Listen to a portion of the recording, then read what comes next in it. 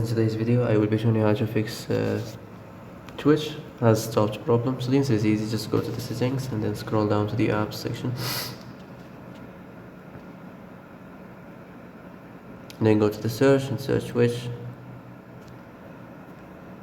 And then go to the storage. And here you will find this clear cache option, click on it. Now you can go check it if it worked, and if it didn't you can try to restart your phone or turn the Wi-Fi off and on, or the Bluetooth or the airplane mode. Also you can try to clear data, but be careful. If you clear data, all these applications data will be deleted. This includes all files, the settings, the accounts, the databases, etc. So be careful if you want to clear your data.